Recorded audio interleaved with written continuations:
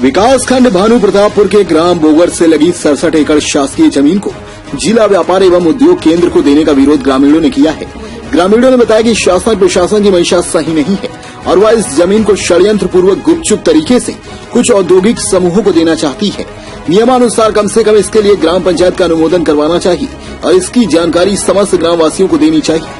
आम आदमी पार्टी के कोमल हुपेंडी व देवलाल नरेटी ने भी गांव बोगर में उपस्थित होकर ग्रामीणों के इस विरोध को जायज बताते हुए कहा कि शासन प्रशासन द्वारा सारे नियम कानूनों का ताक पर रखकर भूमि हस्तांतरण की यह कार्रवाई की जा रही है।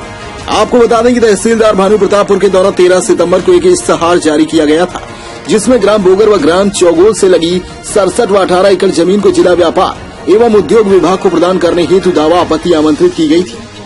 दावा आपत्ति की अंतिम तिथि 30 सितंबर को रखी गई थी।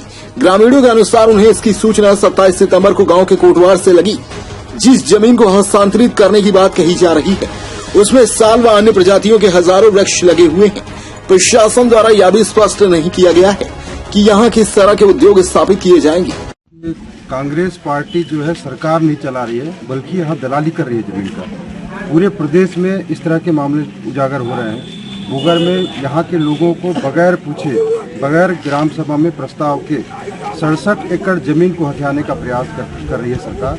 सीधे तौर पे मैं आरोप लगाना चाहूँगा कि सरकार उद्योग लगाने के नहीं बल्कि निजी कंपनियों को देने के लिए, बड़े बड़े कारपोरेट घरानों को देने के लिए ये सब षड्यंत्र कर रही है।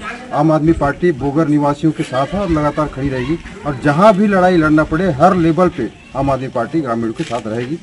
निश्चित रूप से हम लड़ाई लड़ेंगे और जीतेंगे। ग्रामवासियों को उनका जमीन मिलेगा।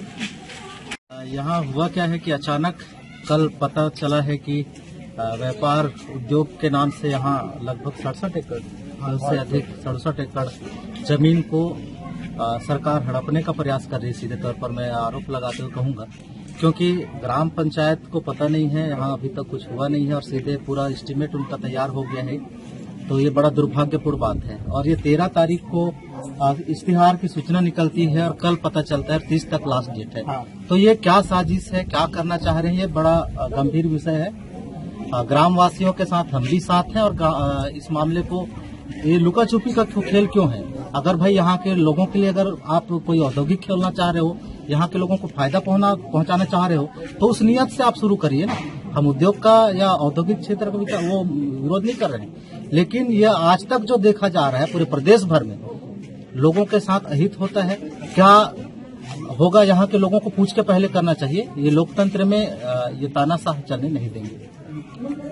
किसी संस्था के द्वारा हमारे गांव के जमीन को औद्योगिक व्यापारिक औद्योगिक के लिए जमीन की मांग की जा रही है, तो हम इस गांव वाले इस जमीन को देने से इनकार कर रहे हैं। अब हम पूरा यही पे पता नहीं कि कौन सा उद्योग है, क्या है, किसके लिए जमीन मांग की जा रही है, पूरी स्पष्ट नहीं हो पाया है।